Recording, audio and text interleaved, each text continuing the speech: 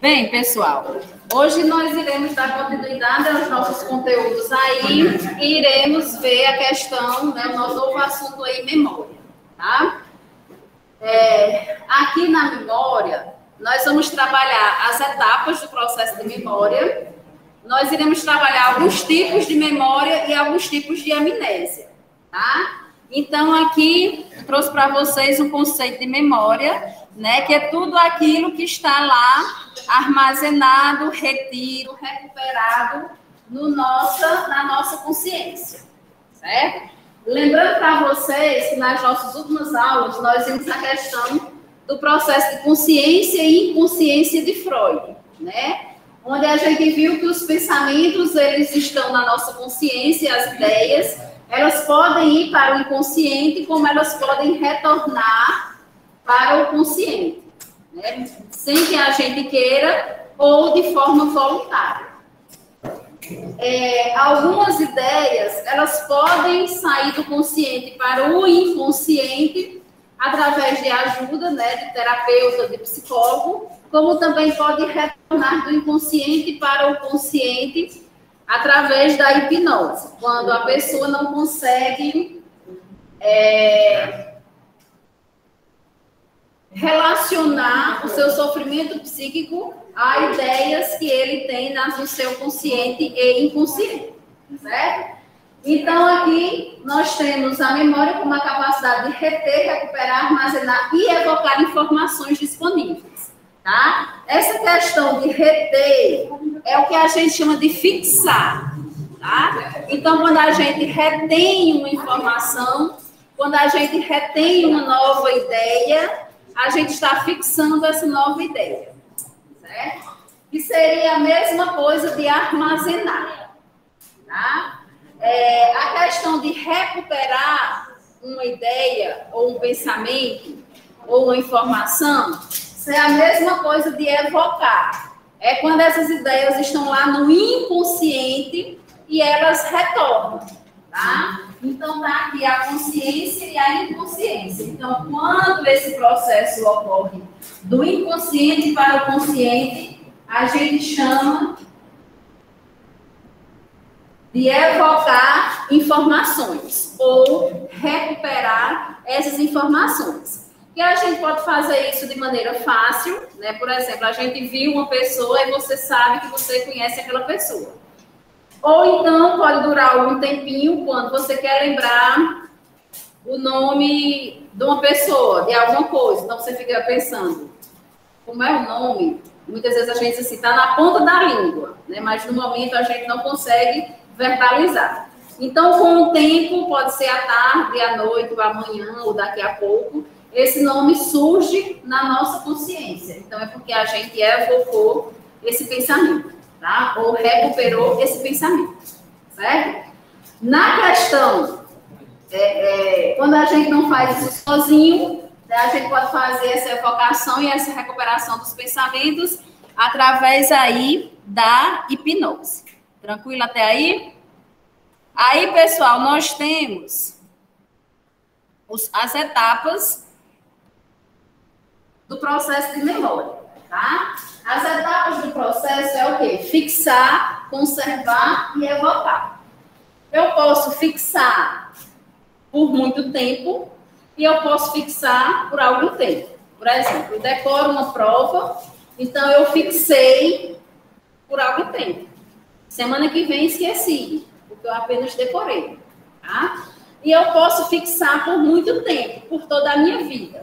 Quando eu fixo por muito tempo, essa ideia, essa informação, esse conhecimento, ele passa a ser conservado, tá? Que são coisas que já estão na minha mente, que são coisas que eu já aprendi. E daí é a etapa da conservação. E a evocação, como a gente já falou aqui, é quando a gente traz os pensamentos e as ideias que a gente não estava pensando até o momento. Então, a gente evocou e conseguiu relembrar, certo? Vamos ver aí cada uma etapa dessa. No caso da fixação, a gente fixa ideias novas, né? Como eu disse para vocês, que pode ser por um pouco tempo, como pode ser por muito tempo, tá? Então, tudo que é novo e a gente coloca na nossa mente, nós estamos fixando, tá? Nós estamos armazenando. Então, o que vocês aprenderam hoje na aula de Evaldo, vocês fixaram, certo? Caso vocês se aprofundem nesse conhecimento, tá, nessa informação, então vocês irão conservar isso na mente de vocês, porque vocês aprenderam. Ok?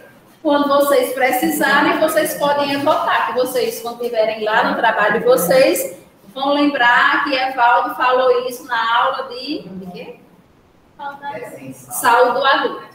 Tá bom? Então, como é que a gente fixa as informações? A gente fixa as informações que são do nosso interesse, tá? Então, por exemplo, se Lavínia está contando uma história a Lucas, e daí eu estou aqui, mas eu não estou prestando atenção na história deles. Então, é porque isso não está me trazendo interesse, certo? Então, se eu chegar lá fora, alguém me perguntar o que era que Lavínia estava falando, eu vou dizer que eu não sei por quê. Eu não fixei porque isso não me causou interesse, tá? Se Lavínia estiver falando algo interessante, né, para Lucas, e isso me despertar interesse, então eu vou prestar mais atenção, então eu vou fixar na minha memória, certo? Outra forma da gente estar fixando as ideias e as informações é por uma conotação emocional, né? Por exemplo, a gente escuta uma música que ela nos faz lembrar outra pessoa, que ela nos faz lembrar um momento, que ela se parece com outra música que a gente já gosta muito, tá? Então, quando mexe com o nosso emocional, isso também fica mais fácil de ser fixado. E tem caráter de novidade, tá? Então, se é uma coisa que eu já sei, isso não me causa interesse. E daí, eu não vou fixar, tá? Mas se é uma novidade e me causa interesse, então eu vou fixar, certo? Então, as formas de nós fixarmos mais facilmente são as informações que são novidade, nos causam interesse e mexem com o nosso emocional, tá? Tranquilo até aí? Lembrando que quando eu fixo uma coisa, uma ideia, uma informação, isso não quer dizer que isso vá durar para sempre. Eu posso fixar por pouco tempo. Eu posso fixar pelo resto da vida, tá? E mais na frente nós vamos ver que isso são tipos de memória, né? Faz parte da memória declarativa. Com relação à conservação, refere-se à manutenção em estado de latência das informações que foram fixadas. Pessoal, o que é latência?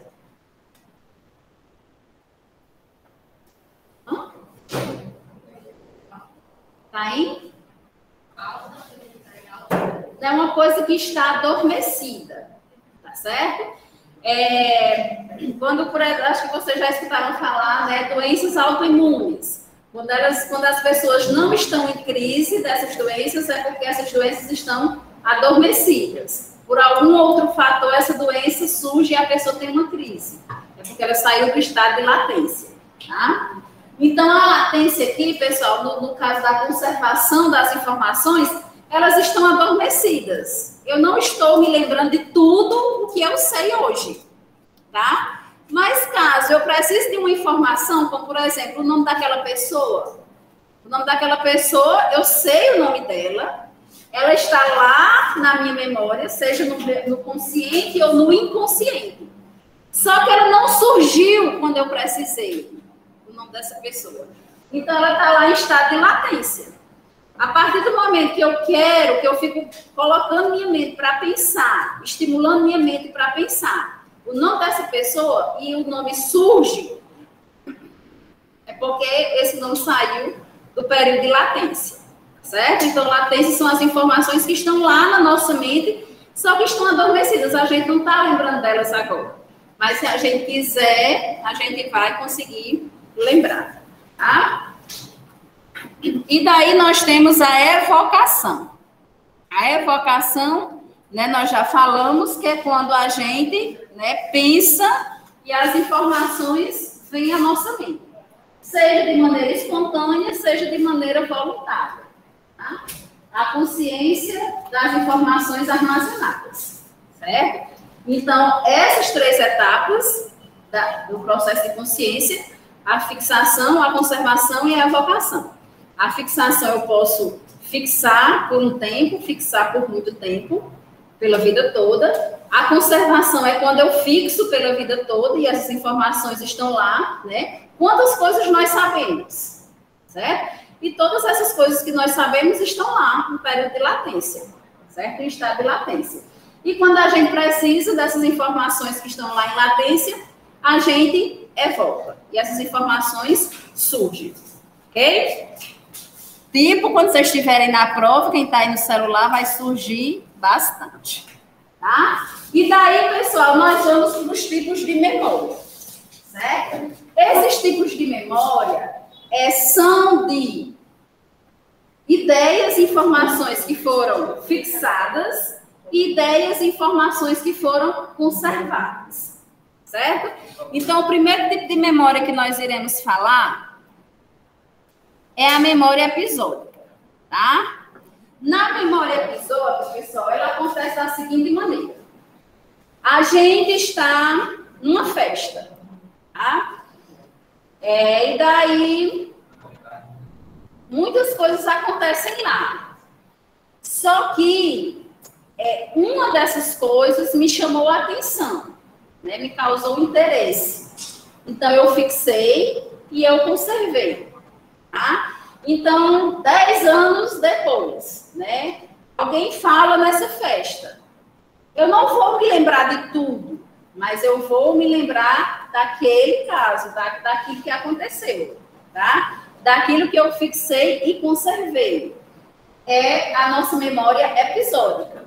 A memória episódica são memórias nossas, por isso que são eventos autobiográficos, tá? Não foi ninguém que nos contou, fomos nós que presenciamos, ok? E daí...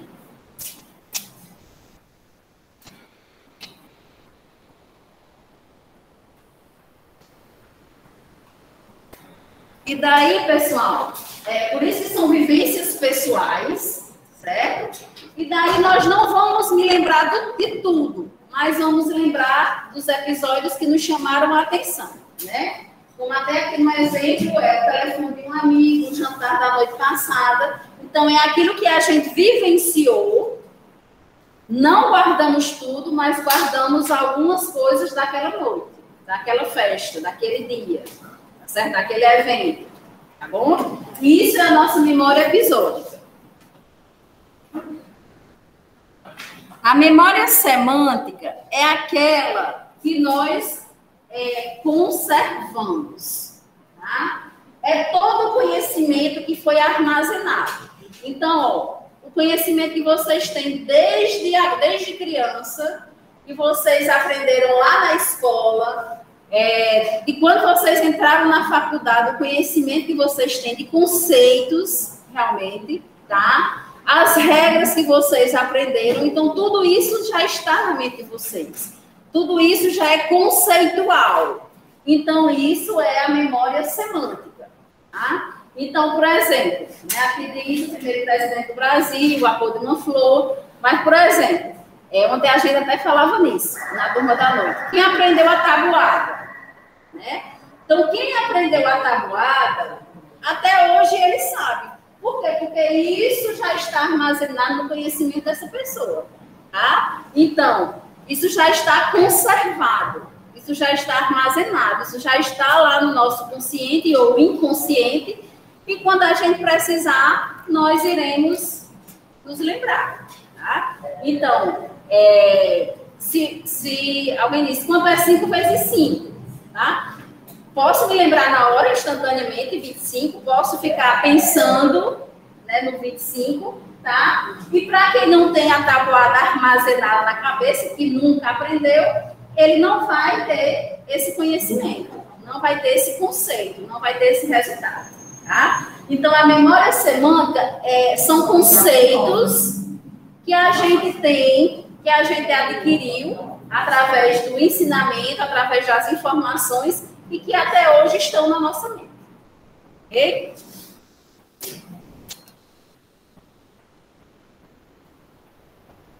A memória de procedimento. A memória de procedimento, pessoal, são as nossas rotinas. É o nosso dia a dia, são as nossas habilidades. Então, por exemplo, quando a gente está na mesma rotina, que a gente amanhece o dia, a gente não vai pensar, o que é que eu vou fazer hoje? Eu já sei a minha rotina daquele dia, tá? Então, isso é a memória de procedimento. Por exemplo, aqui, quem trabalha, aí você chega no seu ambiente de trabalho, se não tiver nenhuma coisa extra, você já sabe a rotina de vocês. Você já sabe o que é que vocês vão fazer, tá? Aqui o exemplo fala em aprender a dirigir, né? Quando a gente não sabe dirigir, né, que a gente vai aprender, então a gente fica, quando a gente entra no carro, vai memorizar, né? O que é que eu faço primeiro? Onde é que eu passo a primeira? Onde é que eu passo a segunda? O que é que eu faço? Para quem já aprendeu a dirigir, ele não pensa mais o que vai fazer.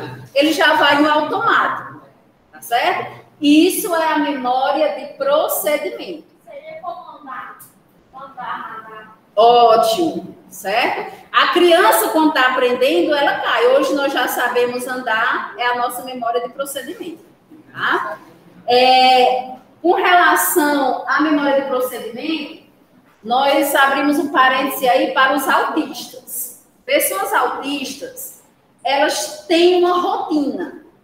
A memória de procedimento delas é muito aguçada, tá? A partir do momento que alguém quebra a rotina de uma pessoa autista, ele se torna agressivo, ele se torna irritado, tá? Ele grita, ele chora, certo? Ele realmente, muitas vezes, apresenta violência com ele mesmo, com os outros. Por quê? Porque essa memória de procedimento dele foi quebrada. A rotina dele foi quebrada, tá?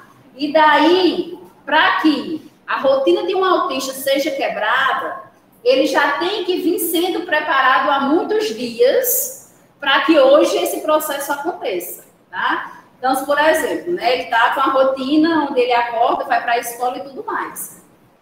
E os pais sempre vão pegar. Digamos que hoje os pais não vão pegar, né? Quem vai é o avô, é a avó. Então, isso desde a semana passada, há uns 10 dias atrás, ele já tem que estar sendo informado que é o avô, que é a avó que vai pegá-los, que não é os pais, tá? Assim, consegue-se evitar que ele se tenha uma crise, certo? E se torne agressivo, violento e tudo mais, irritado, certo? Não sei se vocês acompanham, porque até os meninos citavam isso. Como é aquele ator que tá, aquela pessoa que está no Luciano Huck agora, como é o nome dele? Pronto, Marcos Mion, né? Ele tem um filho autista. Quem acompanha, né? Ele sabe que ele tem o filho mais velho dele autista. E daí, um tempo desse, um mês atrás, eu acho, eu estava vendo nas redes sociais que as pessoas, né? As pessoas que se importam muito com a vida do outro, estavam lá questionando porque ele tinha ido viajar com a esposa e os 2 filhos menores. E não tinha levado o filho autista, né? As pessoas recriminam antes de saber, né? E daí ele foi justificar que, pelo filho ser autista, ele tem uma rotina até de viagem. E daí, para o filho, o filho autista, ele só gosta de viajar ali para Orlando, né? E daí eles foram viajar para outro local. Hã? Pois é. Aí o que é que acontece? Só que ele e os outros filhos foram viajar para outro país, outro canto que não era Orlando.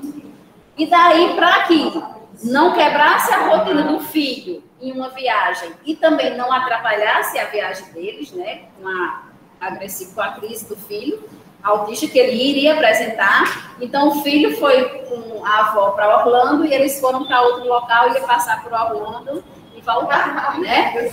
Então, assim, veja que, assim, para preservar a rotina que é a memória de procedimento do filho autista, né? Eles fizeram toda uma programação. E é justamente isso que tem aqui a acontecer quando essa rotina for quebrada para uma pessoa autista, tá? Quando a gente entrar nos transtornos, nós vamos trabalhar o autismo como um distúrbio infantil, e daí vocês vão ver que essa memória de procedimento, ela tem que ser seguida nas pessoas com autismo, tá? Outra memória que nós temos é a memória operacional. A memória operacional, pessoal, é aquela que ela só faz fixar. Ela não se conserva. Tá? É a combinação das capacidades de atenção, concentração e memórias recentes. É, por exemplo, né, quando a gente decora para uma prova. Então, eu não aprendi. Se eu não aprendi, eu não estou armazenando conhecimento. Se eu não estou armazenando conhecimento, eu não conservei essa informação. Ou seja, eu vou esquecer, tá? Mas eu fixei para a hora da prova, eu fixei por alguns dias depois, por algumas semanas depois, e hoje eu esqueci porque ela não foi conservada. Certo? Então, isso é o que a gente chama de memória operacional, que é um tipo de memória rápido, tá? Rápido, mas que pode durar dias até semanas, certo? Mas que não vai estar no nosso consciente ou inconsciente por toda a nossa vida, tá? Por quê? Porque não foi armazenada, não foi conservada, certo? E por último aí, memória, nós temos a memória declarativa. A memória declarativa, ela é dividida nesses 3 tipos de memória, tá? Que é a imediata, a de curta duração, de curto prazo e a de longo prazo, tá? A memória imediata, pessoal, é aquela que não cria traços de memória, certo? A gente pensa e logo esquece, tá? Na realidade, esse tipo de memória imediata, ela não chega nem a ser fixada. Imagine conservada, tá? Seria, por exemplo, quando alguém liga para a gente e pede o telefone de outra pessoa, né? Hoje ninguém tem mais telefone na cabeça, né? Porque todos os contatos estão lá no celular. E muitas vezes, quando a gente vai olhar o contato dessa pessoa lá no celular, a gente não consegue nem memorizar o número todo, não é? A gente fica dando por pedaços. Peraí, 9998, 9 não sei o quê, fica dando assim por pedaços. Isso é um exemplo de memória imediata, tá? Onde, por exemplo, Lavínia me diz o nome dela completo, e quando eu chegar lá embaixo, eu não me lembro o nome de Lavínia completo, tá? Isso é uma memória imediata, ok? Não cria traços de memória. Quando a informação, ela não cria traços de memória, ela não chega a ser fixada, né? Então, ela nem passa pelas 3 etapas aí do processo de memória, que é o quê? Muito bem, já tiraram 10 na prova aí. É uma questão 10. E daí nós temos a memória de curto prazo. Lembrando para vocês que esses 3 tipos de memória é um tipo de memória declarativa. Tá? A memória de curto prazo, ela cria traços de memória, tá? Onde a gente chama de período de consolidação. Então, aqui, pessoal, são informações tipo episódicas, tá? Que a gente fixou essa memória, ou essa informação, só que a gente não vai conservar.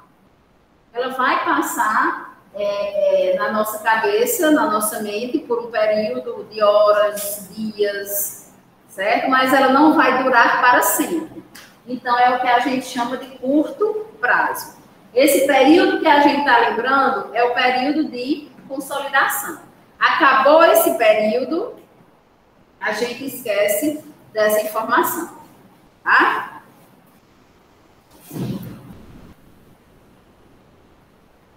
E daí nós temos a memória de longo prazo, onde a memória de longo prazo, ela fala aí que ela dura meses a anos, mas ela pode durar por toda a nossa vida, tá? Que aqui entra na fixação e na conservação. Então, são ideias, né, são informações, são conhecimentos que foram conservados e que a gente tem pelo resto da nossa vida, né? Seria aí um tipo de memória semântica, né? Que são conceitos que a gente carrega de tudo que a gente aprendeu e conservou, ok? Tranquilo com relação às memórias? Então, veja que muitas vezes, pelos próprios nomes, dá para a gente estar associando, né, a questão aí das memórias. E daí nós vamos ver a amnésia. A amnésia, pessoal,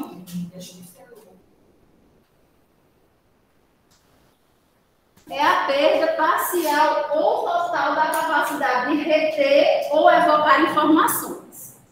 Qualquer processo que prejudique a formação de uma memória a curto prazo ou a sua fixação em memória a longo prazo pode resultar em amnésia, tá? Então, tem pessoas que sofrem de amnésia parcial e tem pessoas que sofrem de amnésia totalmente, tá? Então, por exemplo, um acidente automobilístico, a pessoa pode esquecer partes da sua vida, tá? Que é o que a gente chama de amnésia parcial.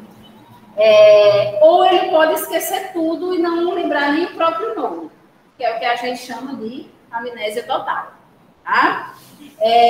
Por um processo fisiológico, como, por exemplo, o Alzheimer, quando está num estado bem avançado, o paciente ele tem amnésia parcial ou total, tá? Mas vai progredir aí para uma amnésia total, onde ele não vai lembrar do seu ambiente, onde ele não vai lembrar das pessoas, onde muitas vezes ele não lembra nem dele mesmo, certo? É o processo que a gente chama de despersonalização e desrealização. Desrealização é quando o paciente apresenta uma amnésia total, onde ele não lembra mais da sua realidade. Ele não reconhece o ambiente, ele não reconhece as pessoas. E a despersonalização vem da pessoa, do seu personagem, onde ele não conhece mais a si mesmo, certo? E dentro da amnésia, o paciente com amnésia total, ele vai apresentar desrealização e despersonalização, ok? E daí nós vamos ver os tipos de amnésia, tá? O primeiro tipo de amnésia, nós temos aí a amnésia orgânica, que é causada por distúrbios da função das células nervosas, ou transformações degenerativas que interferem nos processos associativos, acarretando uma diminuição da capacidade de registrar e reter informações, tá? Então, aqui, pessoal, dentro do próprio processo de envelhecimento, o idoso ele vai passar por uma amnésia orgânica, tá? Muitas vezes a gente se queixa de esquecimento, não é? Alguém de vocês aqui esquece alguma coisa? Pronto. Isso é um tipo de amnésia orgânica, mas no intuito, mas causado por um fator estressante, tá? Então, todos nós corremos muito, todos nós temos muitos afazeres. E muitas vezes, devido a esses estressores, a esses afazeres, a gente acaba nos esquecendo de determinadas coisas, tá? E isso já pode adentrar aí na amnésia orgânica, tá? Futuramente, quando nós estivermos velhos, dentro do processo de envelhecimento, as células nervosas, elas tendem a não produzirem mais, a não se multiplicarem mais. E daí, o esquecimento dos idosos são causados por essa transformação, né, pela diminuição dos neurônios. E isso é um tipo de amnésia orgânica. Ok? Essa máscara está me incomodando. E daí nós vamos para a amnésia psicogênica, que é o resultado de fatores psicológicos que inibe a recordação de certos fatos experienciados e experiências vividas, tá? Então, é aquilo, pessoal, essa amnésia psicológica é aquilo que nós já falamos. Quando eu estou em sofrimento psíquico, a minha mente manda as informações para o inconsciente para que eu não mais sofra, tá? Para que amenize o meu sofrimento. É o que a gente já falou, né, do tempo. Então, o tempo vai fazendo com que essas informações que estão no consciente vão para o inconsciente e eu paro de sofrer. E isso é amnésia psicogênica. Por quê? Porque é o nosso próprio psicológico que vai decidir que essas informações elas não sejam mais lembradas, tá? Veja que esse tipo de amnésia não impede que essas informações sejam evocadas, certo? Mas por muito tempo essas informações estão sendo levadas para o inconsciente e eu não estou mais lembrando disso diariamente. É o que a gente chama de amnésia psicogênica. E daí, nós temos dois tipos aqui de amnésia, que é a retrógrada e a anterógrada, tá? Veja bem para vocês aprenderem. Oi.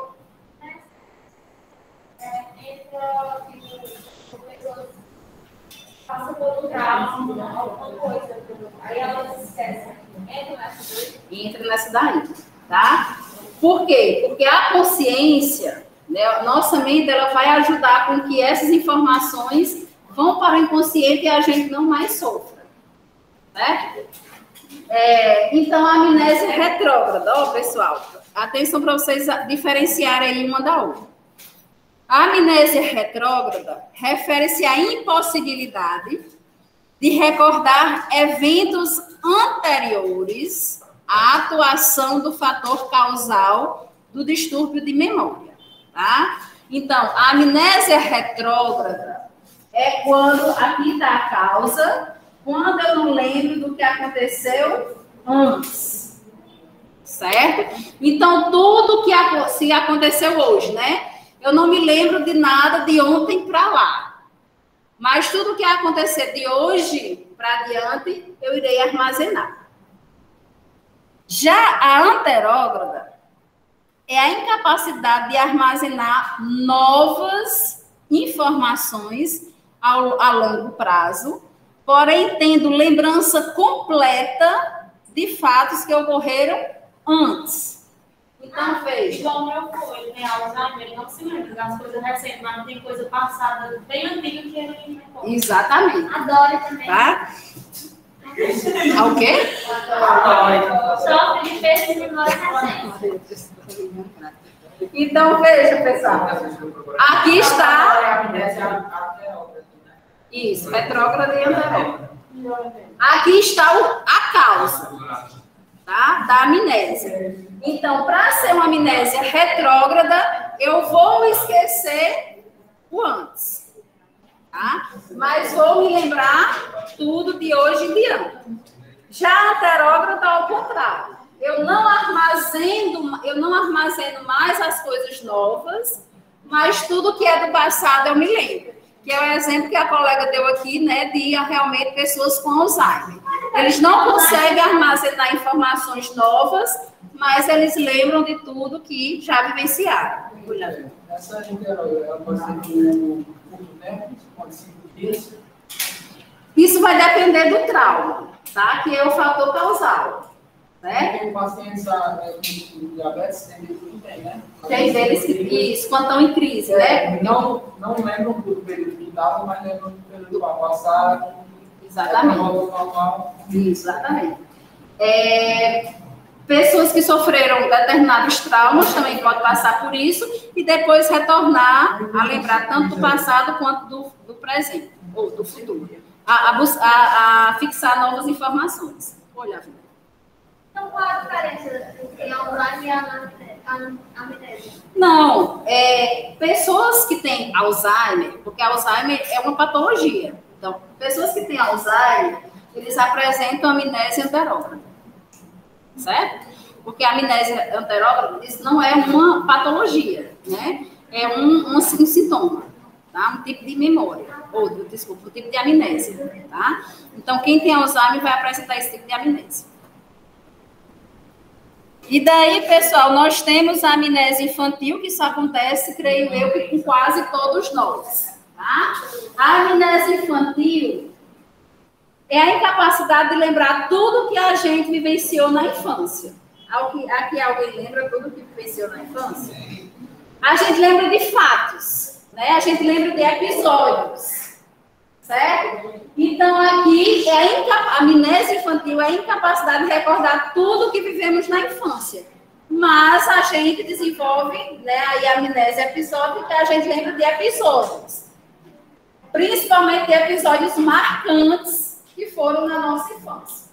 Certo? Quando é caso de violência sexual na criança, ela não lembra, né? Mas fica no inconsciente dela esse negócio, né? Tem delas que não lembram, né? Tem delas que lembram, mas as que não lembram entra em amnésia infantil. Certo? Aí já voltei. Que aí pode ser evocada sozinha e pode ser através da hipnose. Tá? E o déjà vu, né, pessoal, nada mais é do que fragmentos que nós temos no nosso consciente ou inconsciente e que esses fragmentos se juntam e faz com que a gente tenha a certeza de que já viu aquela pessoa ou já passou naquele local, né? É o que a gente chama de déjà vu, tem pessoas que chamam déjà vu, situações também, tá certo? Então, por exemplo, eu nunca vi esta pessoa, só que na minha mente eu tenho a certeza de que eu já vi. O que é que isso explica? Como é que isso é explicado? É porque essa pessoa tem o olhar de alguém que eu já vi, que eu conheço, o cabelo, a testa, e daí minha mente, ela vai juntando todos esses fragmentos que aparentam com essa pessoa e outras pessoas que eu já vi, e daí minha mente interpreta que eu já a conheço, mas na verdade eu nunca a vi. Isso pode acontecer com locais, e como ela falou aqui, a gente pode... isso pode acontecer com algumas situações, certo? Ok, pessoal? Tranquilo com relação à memória?